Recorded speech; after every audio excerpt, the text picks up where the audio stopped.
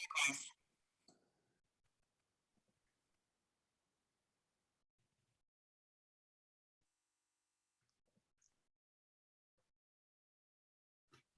think we have like 60 attendees on last. Okay.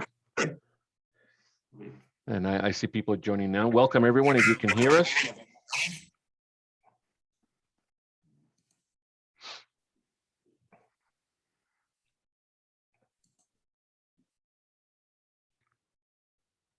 Everyone. We'll just give everyone a few minutes to let people join. We have 13 or so. I think there's probably around 55 to 60 registered. So we'll give everyone a few minutes just to come into the room, and then we'll get started.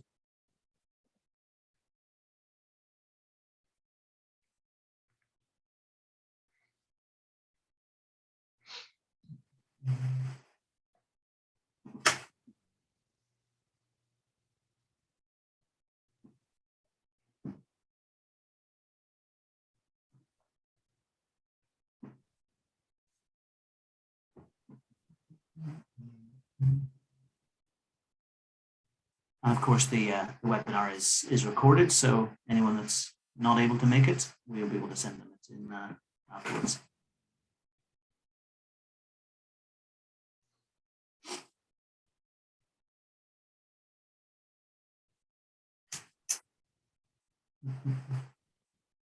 And hi, Esteban.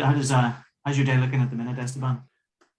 Well, the day is mid-morning for us. I'm sure we have people from different continents, different places, so different time zones. I'm in Florida, East Coast, US, and Davie, outside Fort Lauderdale. That's called the South Florida region. And so far, so good. It's almost a weekend, so. Great. Very good. And you've kind of taken a break from just your teaching at the minute? Are you going back into class? Well, Thursdays works out well because Thursday I don't have a class on my schedule. So I have classes on Monday, Tuesday, Wednesday, Friday. So I usually, when I have to, if I have to do a webinar or a business meeting or something, Thursdays works out well. We're a Catholic school, so we do our school mass in the morning at 9 a.m. We just came out of that. And then the rest of the day is to catch up with different things. Very good. Very good. Well, I am on the other side on being 5 hours ahead of you. We have 5. We're starting to get towards the end of our day, so I think this webinar, a few more bits. That's right. That's right. We met last year. Ed and I met last year virtually, right? We're a customer, and around summertime of 2021. But we haven't had the chance yet to travel in either direction. It's hopefully more likely that Ed travels to the US than I get to travel to Northern Ireland. But if the opportunity comes, I would love that. So it's I think 4 past, so maybe another minute or 2, and then we'll start to respect everybody's time who's here on time.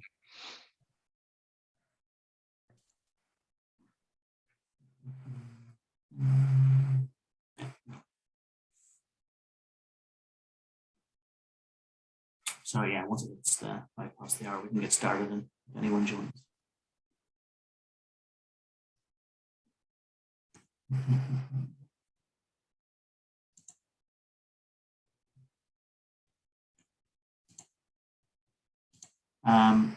And during the session, feel free to, anyone wants to ask any questions. So I think that's 5 past the hour, Esteban. So we'll get started, I think. And perfect. And the audio is one way only, right? So questions should come through the chat window, right? Use the chat at the bottom. That's absolutely correct. So if there's any questions, anything that just pops up to mind for any of you guys during the session, just drop them in the chat, and we'll just field them as we're talking. So thank you so much for joining us today. Both myself and Esteban are very grateful for you to join, and we at DisplayNote are very grateful for Esteban to join us. And I'll do some introductions in a minute, and maybe I'll tell you why we're even here and why we've organized this session.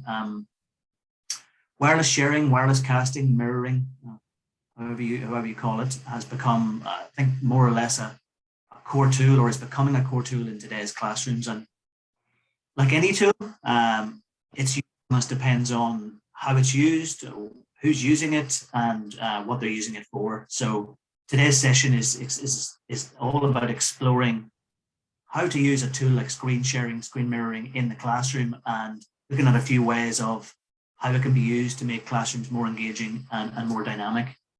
And rather than DisplayNote just tell you what's good about DisplayNote and its features and benefits, which may come up, we thought it would actually be rather a good idea to have a conversation with one of our users, Esteban, and really to get his insight as to again, screen sharing in the classroom, in education, and how it can be used.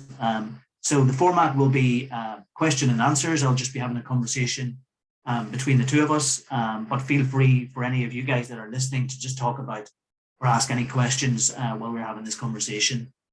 In terms of software that's mentioned and seeing it in action, don't worry, we will be sending you all a free trial of the solution afterwards, as well as a link for 20 plus YouTube videos. So any of the features that do come up and are mentioned, you'll get those right after the session, or this evening anyway.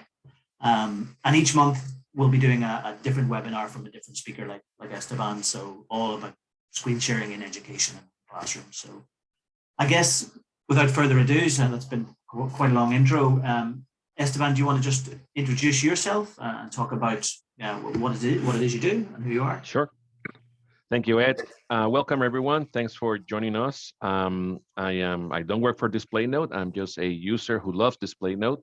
And the opportunity, Ed asked me to participate in the webinar. And here we are today. Esteban Nunez. I'm based in South Florida, more specifically in the town of Davie, which is outside Fort Lauderdale. That's about an hour north of Miami. I work at a Catholic school, about 650 students and about 100 staff. And that staff includes, we are a parochial school, so it includes the church and the school. So I am the IT director for the parish, so the church and the school side. And I'm also a teacher on the school side. I teach middle school robotics, and I teach in our STEM program that we run from kindergarten through 8th grade. We are what's called in the US an elementary school. We go through 8th grade in the US school system, and then students leave us and they go to what we call high school for 4 years, and then university after that. I've been with St Bonaventure for 5 years as a staff member, but I've been involved with the school for about 15 years because both of my daughters came here as students. So I was first a parent, I was then a volunteer, I was then in the school advisory board, and then I became a staff member. So that has been my path here at St Bonaventure. And the first 3 years I was only a teacher. I've been the IT director for the past 2 years. So there's 2 of us in IT. The other person looks after the tools that the teacher use for teaching, applications like Shobi, the iPads for the students, the application that we put in the iPads, an app we use a lot called Notability. I'm more on the infrastructure hardware side, so the network, the apps that go, that impact school-wide or parish-wide, as well as website and anything else, printers and anything else that comes through the IT department. We met DisplayNote about a year ago, well, half a year ago, summer of 2021, which is when I met Ed. We met DisplayNote through our purchase of Newline. Newline is one of the brands out there for display panels for meeting rooms, boardrooms, in our case for classrooms. We have 26 of them throughout our campus. So classrooms plus some common space. They're all Newline branded, different generations. We have newer ones and we have some older ones, but all within the past 5 years. And in our most recent purchase a year ago, or last summer, when we bought the last allocation of Newline panels for us. By the way, we use the Newline 86-inch RS line is the one that we have throughout our campus. And we got to meet DisplayNote, and it coincided that I was trying to find a solution. We were doing away with our Epson projectors, and I had many teachers who were mirroring their Windows laptops through HDMI cables. And not every day, but at the beginning every day, and then every week there was always a reminder and saying, how can we get rid of this cable? How can we get rid of this cable? Whether it be an inconvenience, a safety hazard, tripping hazard for either the teacher, the student, whatever might be the case, or just having to deal with cable. And as some of you know, if you use cables, all the plugging, unplug, plug, unplug, plug, unplug, eventually they fail. So cable replacement, all those things. So I was at top of my list. One of the things I had was to find a replacement. Things aligned perfectly with Newline meeting DisplayNote, and we being a loyal DisplayNote user since. We have it installed now on all 26 panels. So the newer ones came with a DisplayNote license. The older ones, we bought a license through DisplayNote because after our proof of concept, which took basically about 14 days, 1 week with a few teachers and another week with most of the teachers, we were all sold. So I know I have gone now a lot longer than the introduction, but that's, sort of who I am. And what brings me here today is that we became a DisplayNote user summer of 2021, and we've been, again, a loyal user since, and it fits our needs perfectly. And Yeah, well, so Esteban, I'll leave it at that. No, thank you very much. And you did answer some of the questions I was about to ask, and I think some of our listeners may find interesting just in that early, and we will get into some of your tips and tricks of how to actually use screen sharing in the classroom. But when we talked previously, you mentioned things about when you were looking for, just in that discovery phase of how do I solve the problem around, removing the HDMIs. I think something you mentioned was, if you're looking for screen sharing, I know there's a lot of tools out there on the market, and we're one of them. But I guess in general, you mentioned something I found interesting, where it was to focus really on the core necessity of what it is you want to do to start with. And can you talk us through just that mindset again for someone Sure. who might be thinking about how to implement things? things?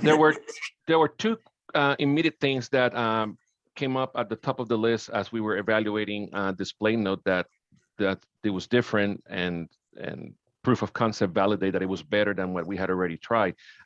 So one thing we had already discarded was we need to replace the HDMI cable. So having a cable is not the solution.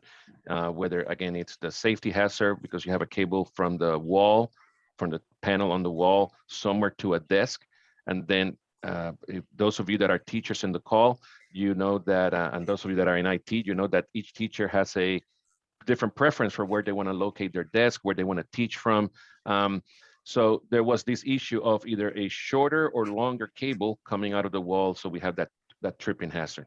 As you clean up the classroom each day, that cord, you start coiling it up, it starts getting twisted, etc. So that's another element. The cord starts getting mistreatment. It starts, all these cables bending constantly every day, multiple times. We also have, during the pandemic, we have students not changing classrooms. Instead, the teachers are changing classrooms. Before the pandemic, it was the opposite. So as teachers are moving from one classroom to another, they're plugging, unplugging, plugging, unplugging, and again, adding all that stress to cables. And I've looked, the cheaper cables, the more expensive cables, eventually they all fail. I have yet to find the perfect HDMI cable that will be long-term durable. But if they're cheap, you just order another set of cables. But that wasn't the solution. So with DisplayNote, one thing that I wanted was, I didn't want to do a hardware solution if I could. If I could do something that was software-based, that would have been more ideal. Hardware, then you have another equipment to add somewhere on the wall, run another cable, etc. So it can be hidden behind the panel, but I was trying to avoid the hardware solution. Plus, I had tried already one of the hardware solutions from a very large company that, again, I don't think there's an issue in saying the name, Microsoft. So Microsoft has a wireless display adapter. And we tried the older version and the newer version, or first generation, second generation, and neither one was working properly. So it would connect quickly, but then at minute 14, it would disconnect. And the worst part was when you disconnect, it wouldn't always reconnect. So if you disconnect and you can easily reconnect, okay, we can see to find a solution to that. But it required like a reset. So that was painful. So quickly, that was not the solution. That's on the hardware side. Then on the software side, probably the big thing that initially opened my eyes with DisplayNote was the simplicity. And sometimes you buy a software package and it has 100% of features, right? And you end up using 20%, and that's very common, right? You buy Microsoft Word on average, what people use less than 25% of the feature set. There's probably a lot of features that are not necessarily obscure or hidden, but they're just not needed for the everyday letter writing or report writing, whatever may be the case. Same with Excel. And same with, I came from the corporate world before. So NetSuite, Oracle, SAP, all of these packages have, or SIS systems here, we're talking in the education environment, tons of features, and you end up using very little. With DisplayNote, again, I tell this a lot to Ed, and it's like repetitive, and it's like, how simple can you make it? But to me, that was one of the big things with DisplayNote. The simplicity, the beauty is in the simplicity. You're using 80% plus of the features, 70% plus of the features. And you want to say like, well, it's not that it doesn't have a lot of features. It's that's what makes it, to me, one of the strongest apps in our app suite here at the school. And that is, it works all the time because it doesn't have the complexities in the coding and the development of adding all these other bells and whistles that some people might use, but a lot of people don't use. And that's probably, again, at the beginning, that's one of the main things that heavily motivated me to evaluate DisplayNote for our needs. So DisplayNote, you install it on your panel. You put the app, which is optional, on your device. You can also run it via a web app, via just a website with a login. We use it with the app on our Windows laptops, and you connect. So if you're an iPad user and you know AirPlay, it's somewhat like that, but I even say it's a little bit cleaner. I think the technology that's used behind the scenes, and this part I'm saying it without having the scientific background because I'm not a coder, so I don't know the technology behind it. But think of AirPlay, but maybe even faster, nicer, more stable. And that was, I'm going to jump now, Ed, into one of the other requirements that it quickly came up, and that was, will it disconnect? And that was probably the number one thing that I asked the teachers when we were doing the proof of concept, and that is, can you stay connected for the 45-minute duration of the class? So I set basically a 60-minute target, and that is, will DisplayNote or Montage remain connected between laptop and panel for that period of time? And I asked the teachers, document when you disconnect, and put your effort and let me know if it happens. And quickly realized that no, it stays connected for 60 plus minutes, right? I don't need DisplayNote to stay connected for 4 hours. We're not doing anything for 4 hours. Most of our classes are under 60 minutes. So I'm guessing it will stay connected, but I haven't had the need to test it.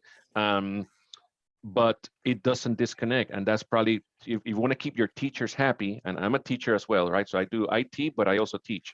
So to make myself happy and to keep our staff happy, 1, no cable, 2, no disconnects. And we discovered that with you guys. So yeah, again, thank you for all of the kind words. Conscious also that, again, some of our listeners may already have a screen sharing solution in place or exploring it, or may happen to use DisplayNote. If you do, thank you. In terms of just that, before we get into how do you actually use this in the classroom to teach, are those some of the things that you would look for if you're evaluating it? Is just connectivity and staying connected? Is it talk me through some of the I guess the reasons why you want to make sure that a teacher can stay connected for an hour or so. What's the kind of pedagogical side? Yep. Before I answer that one, let me add one more thing, and that is, I mentioned Newline earlier, and Newline is the brand we chose for our panels, but DisplayNote is not a Newline product, meaning it is one of their partners, but if you have a different brand of panels, so whether you have ViewSonic, whether you have NEC, and there's tons of brands out there, talk with the sales team at DisplayNote, because more likely than not, they have the app that corresponds to that brand of panel. So these panels are running, they're based on Android OS, many of them. So there's compatibility, and there's an open environment where you can install the apps that are required, that are needed to enhance your use of the panel. So in our case, it's Newline, and Newline is a partner of DisplayNote. But again, this is not a Newline meeting, this is a DisplayNote meeting. So it doesn't really matter what brand of panel you have. Bring that up in the conversation, whether you're buying new panels or whether you have existing panels, more recent, older. Those are all things that the sales team can help you navigate through. Some of our Newlines were new, we bought them last year, and some were older, but again, within 5 years. So it's newer Android OS. So in our case, some different installation requirements for each generation of the panel, but they're all compatible, and we have it again campus-wide. So the feature set, as we were looking at it, so right, the no cable and stay connected, that we could easily check that off on our list through the proof of concept. No cable is obvious, right? There's nothing to check. There is an app that you're using that no longer requires the HDMI cable. And then 2, does it stay connected in our case, 60 minutes, and which we met. So some of the other feature sets that we were looking at, one was, will it allow touch environment? So in our Newline panels, before we were able to do this, you actually had 3 cables going to the laptop. You have the power cable to keep that, just to keep the battery. Some teachers would have it. We have all the same generation laptops, so even the power cables, of course, are interchangeable. And now they're all USB-Cs. So it was very easy for a teacher to leave their power cable dangling. They didn't have to carry that with them. They left that in their homeroom, and they would get it at the end of the day. So that was one cable that some people will connect, some people won't. Then you have the HDMI cable, and then you had some teachers, not all of them, that to make it touch would add a USB cable that would basically carry the touch interface basically from the laptop to the panel, or from the panel to the laptop. So yet one more cable to add. So does DisplayNote offer wireless touch? That was question that came from not all the teachers, but those teachers that were more, I call them technologically advanced, right? They were using the touch environment. And the answer is yes. So we learned that there's a toggle for that, and you can say carry the touch or don't carry the touch. So that's a toggle that you can turn on and off. Go ahead, Ed. I said, yeah, I'm just to jump in. Why is things like touch important in the class? Sure. So we haven't jumped yet into the methodology of teaching, et cetera, right? The best practices for teaching, and why is this important as a teacher? But answering that specific question, and that is, are you sitting at your desk touching the screen on the laptop, or are you moving about the classroom, walking up to the screen occasionally, and then you're touching something there without having to go to where that laptop may or may not be, but may be located, or are you holding it in your hand, etc. So many elements come into this. Are you a walk-around teacher? Are you a sit-down teacher? Is your laptop handheld friendly? Can you turn it? Is it convertible? Can you turn it into a tablet and you're walking about the classroom with it? So imagine this environment. I have one teacher that does this. The tablet, the laptop is convertible, right? So he turns it into a tablet. He has good battery life. So 0 cables, no power, of course, no USB and no HDMI. Running DisplayNote, and if you look at the 4 corners of the classroom, at different moments, he is in different places of that classroom. So in that case, he's not necessarily a big touch environment on the panel because he is using touch on the laptop source. That's where he's touching. But I have another teacher in our middle school. Middle school for us is 6th, 7th, and 8th grade. This teacher is more front of the classroom oriented. She teaches religion. So she's constantly touching on the screen. So her laptop is on power at her desk, wireless with DisplayNote, and she's touching on the Newline panel according to what she wants, whether it's to open or close a PowerPoint, open or close a YouTube, open or close a website, whatever might be the lesson that she's using, that she's doing, and whatever tools she's using for that lesson, she's touching at the panel. So it allows you to support your different personalities of teachers. So let's not get into the discussion of whether it's good to teach from a desk or not. Let's say for a moment that all of these are valid. Whether you have the teacher at a desk, the teacher at a podium, or the teacher who's moving about the classroom, whether they're touching on the laptop or they're touching on the panel, it all works. That reminds me of another requirement that we did in the proof of concept, and that is lag. You know, is there a lag between touching on the screen and what actually happens, or touching on the laptop and what actually happens? And we at one point we had Epson projectors, and there was a noticeable lag in those through the network app. It will never be instantaneous. It will never be like that, but you need that lag to be microseconds. It has to, because anything more than microseconds, the teacher and the students will be like, hey, why did it take that long? You know, just like when you're watching a video or a live stream or something and you see a little bit of lag, you're wondering what's going on. If you're like in the same room and you're looking at a screen or something like that. So that also got validated in our proof of concept, and that is the lag is practically non-existent. It's, I haven't measured it, but it's microseconds. So, you know, you look, your eyes look at it the first time and you're like, whoa, what happened there? There was a microsecond delay.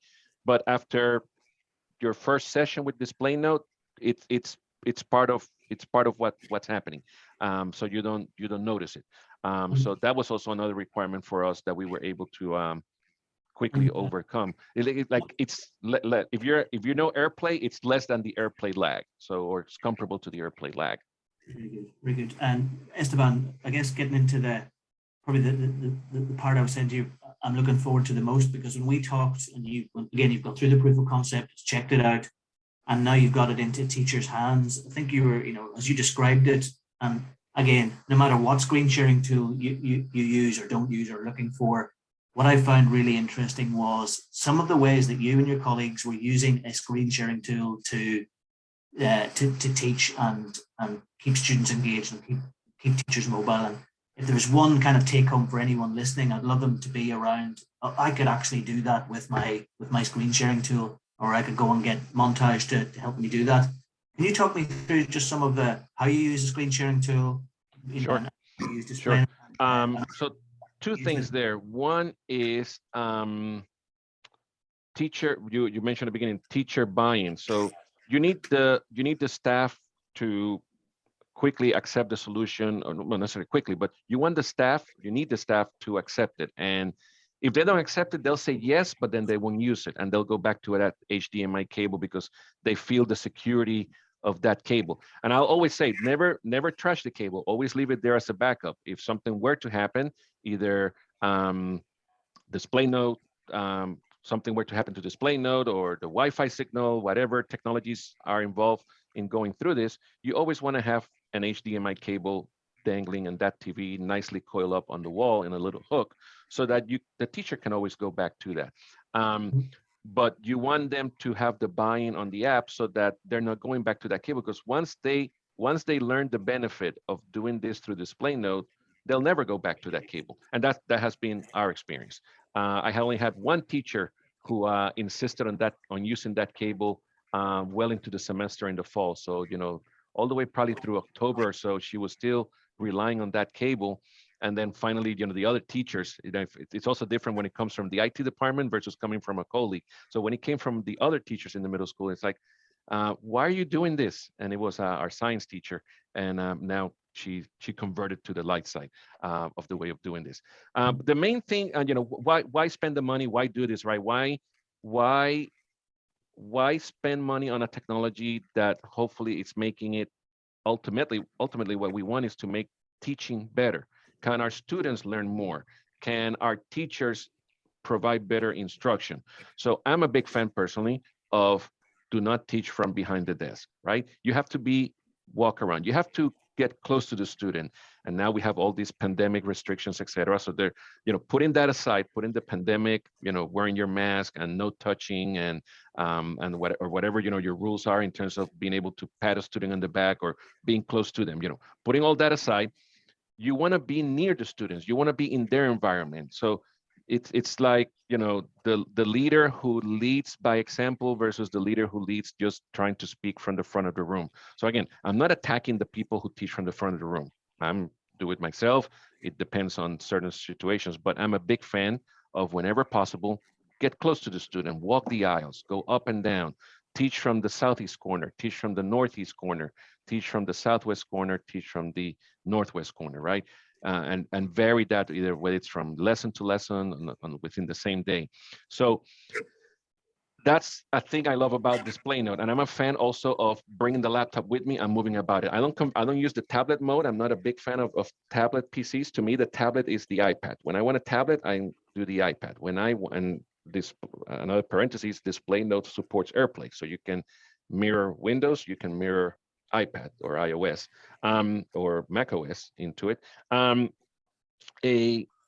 primarily a Windows user, so I carry it with me and I'll put it on a little shelf. I'll even put it on a desk somewhere in the room, but be mobile about the room.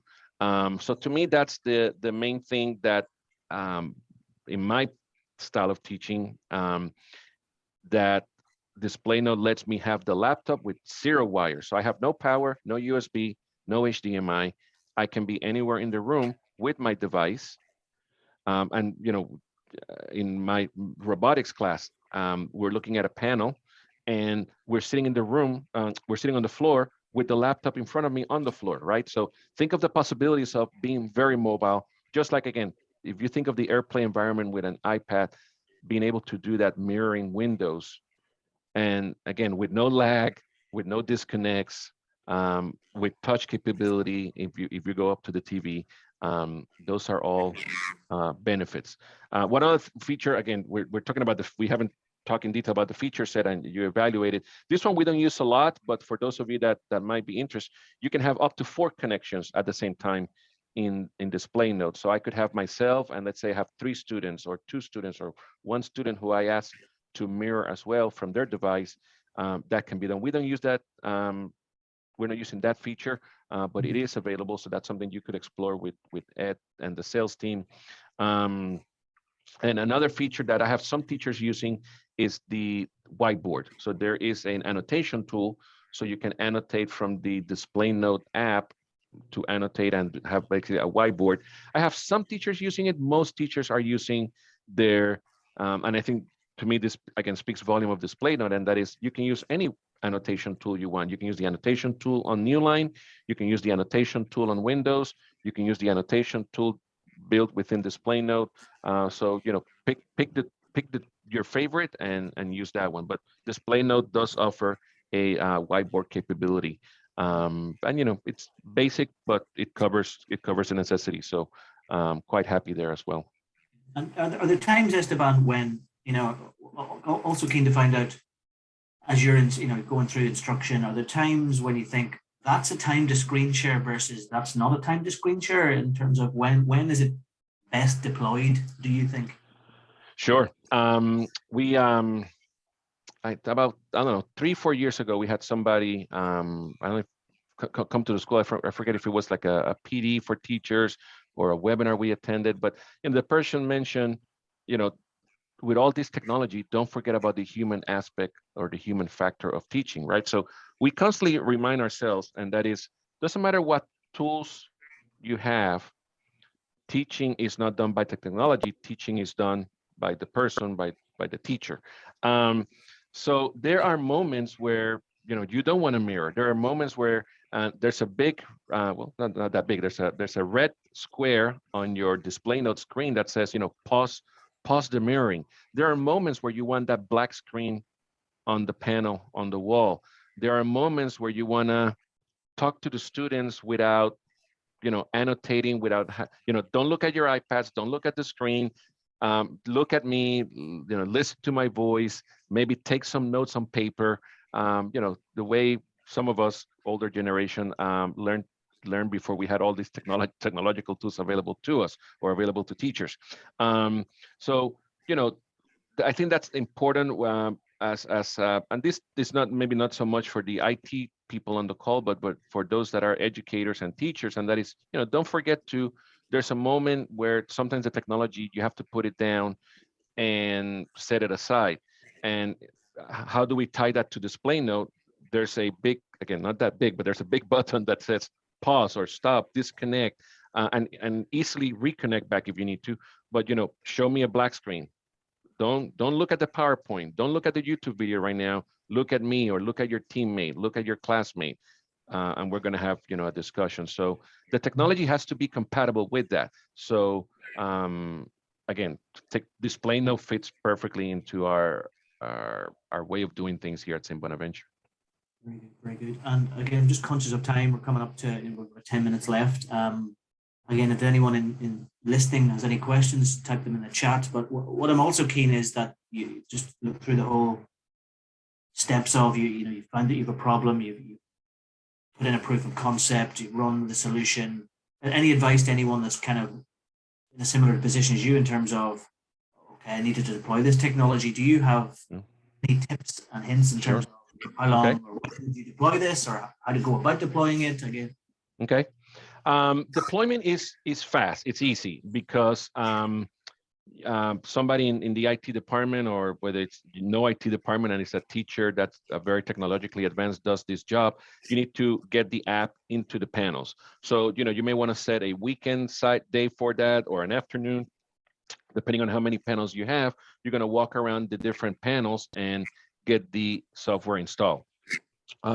I mentioned earlier at the beginning of the call that we use the Windows client of DisplayNote. So you're going to want to get that installed. You can have some teachers can install it. It's easy to install it yourselves, or you may want to install it for your teachers. Very, very lightweight application that gets installed. And you run it when you want to mirror, you run the app DisplayNote on the Windows client. So in that regard, it's very quick. I recommend doing a proof of concept. So make sure that your network can handle it, making sure that your teachers are into it, right? You don't want to install something. That's the worst. When you install something, all the teachers in the meeting say, yeah, we love it. And then you go back to the classroom a month later and they're using the previous technology. So that's the worst. So you want to make sure that the teachers have that buy-in, ask for their feedback, ask them to attend a meeting, a web meeting with you, have them do a demo, et cetera. Ask them, are you using, or you're not going to use it? Again, in our case with DisplayNote, the pain was so big, and that HDMI cable is very painful, that they were all anxious to find a solution for this. So that in that regard, that was easy for us. So in that regard, it's quick. Then you come about the timing. When do you do it? So right now, for us, for example, in South Florida and most of the US, we are at the beginning of our spring semester. Are you going to implement something next week? So, you're going to distract the teachers when you get comfortable with something, you are hesitant to change. So I'm an advocate that says at the middle of the semester is not the time to do this, even as simple as DisplayNote is. I would recommend waiting maybe for your spring break. That might be the time to do it. So everybody comes with a fresh mind after spring break. They want to end the year, and maybe they end the year, using DisplayNote. But again, hopefully I don't get a nasty email from the sales team at DisplayNote, but maybe wait till summer. I'm not necessarily advocating that, you delay your purchases, but summer is a great time to do this. And we do many IT projects at St Bonaventure in the summertime. So December, we started planning our IT projects for August, which is when we start our school year. So June, July, August are very heavy IT oriented for us. In that note, we are evaluating another DisplayNote app called Broadcast. So Broadcast, and we're not going to distract from this meeting, but just to mention it, Broadcast lets you mirror one-to-many. So take my Windows laptop and show it in everybody's device, in addition or instead of the Newline panel in front of the classroom. So that's something that we're going to be piloting in the summer and possibly launching it in August timeframe. So it's not too late and it's not too early, right? You have plenty of time between now and summer to evaluate pilot DisplayNote and then have it ready for your August or the start of your academic year. And again, it will vary by what country and academic year you have. And if you have the budget and the mentality to rush it now and do it in the middle of the semester, it's possible, because again, it's very easy install. So technology wise, it's easier. You want to make sure that you have the teacher buying, because otherwise you're going to install it now, and then you're going to have to do another training in the summer or in August for the teachers, because some of them are not going to run it. So evaluate, whether are you doing it now or are you doing it in the summer. So for us, we evaluated in summer 2021 and we launched it August 2021. We did not have it ready for school start, so we did the pilot right as the school year was starting, and basically about week 3, either week 3 or week 4 of academic year is when the HDMI cables were disconnected. And again, by disconnected, I mean, I didn't remove them. We still have an HDMI cable in every classroom, just in case somebody, like an outsider, comes and they want to just quickly connect in an evening meeting or something like that. But anywhere there's a Newline panel, the teacher's using DisplayNote. And I don't know if we addressed this earlier, but all of our teachers have DisplayNote and all of the panels have DisplayNote, right? So doesn't matter what teacher, what classroom, they're on DisplayNote. So that works also very nice, that standardization across panels. And it would even work if you had different brands of panels. So if some classrooms are NEC and some classrooms are Newline, that would also work as long as you're using DisplayNote. But in our case, it's all standardized. So I'm just, I guess, final points. One thing I'm keen to share with our audience and our listeners. Obviously, you as an IT director are putting it in, you're testing out with teachers. When you're using it in the classroom, Esteban, do what feedback are you looking for from the students and the learners? Can you see that when you use screen sharing, can you get a prompt from them to say, actually, this piece of technology is working? And again, not just the DisplayNote technology, but any technology. What, for any of our teachers that are listening, what tips could you give them when they are deploying technology and in terms of getting student feedback from them? Well, in our environment, again, we go through middle school through 8th grade. So our students are younger, right? They are 10, 11, our oldest are 11, 12, 13 years old as they're graduating here. So they tend to be less vocal in terms of the benefits or, how they like a technology or not. They're more, at that age, they take it as it comes at face value. This is what the teacher uses, so it must be good, or it's the standard.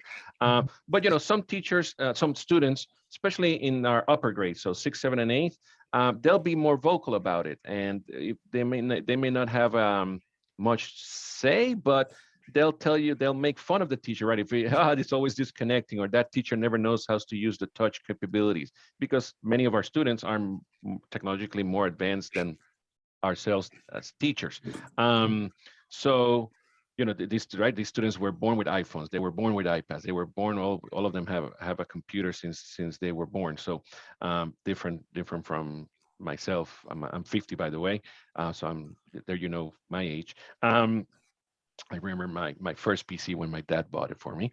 And teachers and students, I think it's fair to open that conversation, right? And I think it's reasonable to ask your students, don't be afraid to ask the again, especially the older ones, not so much the younger grades, the elementary, but middle school, high school, and of course college.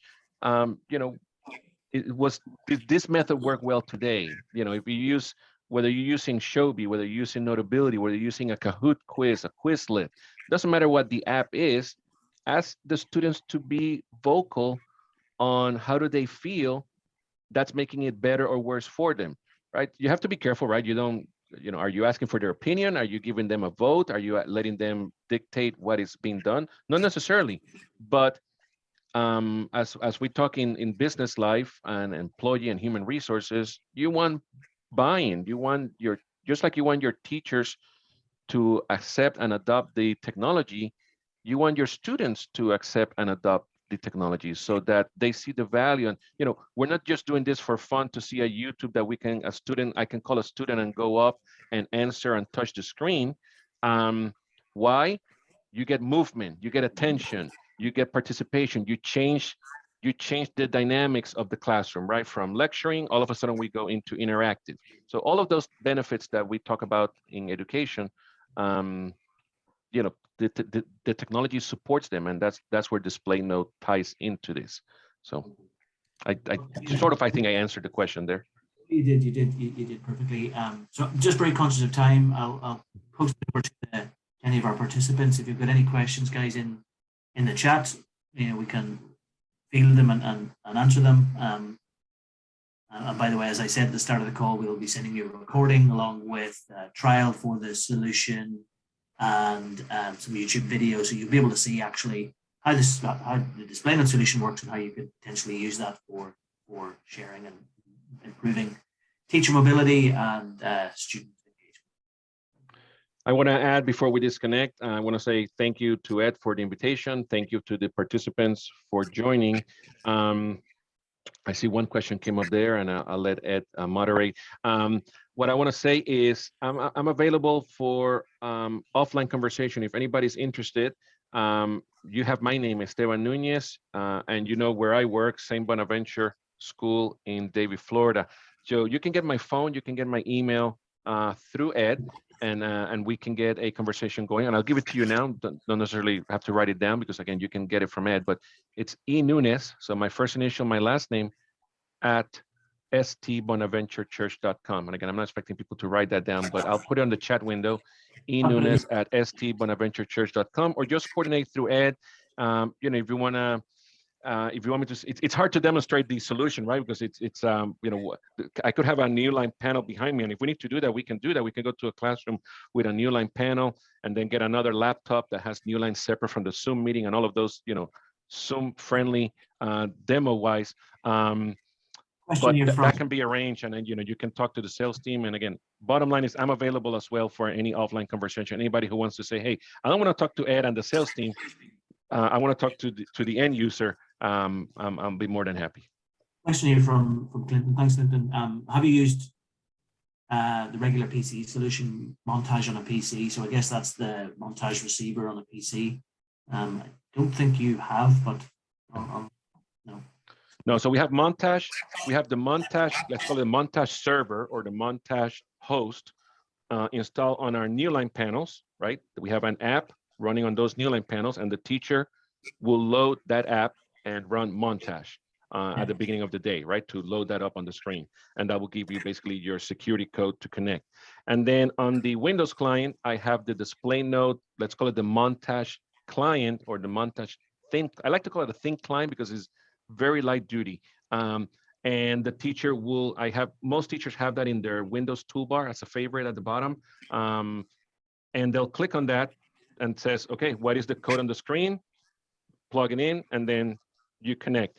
So there's actually two steps. One step is to connect and link the Windows laptop to that montage host on the Newline panel.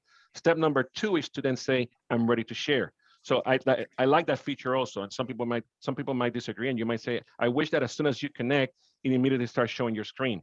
I like the way it works right now, which is connect, it's showing you a black screen.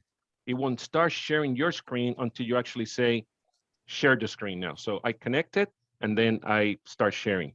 So that's the workflow for us, and it works very well.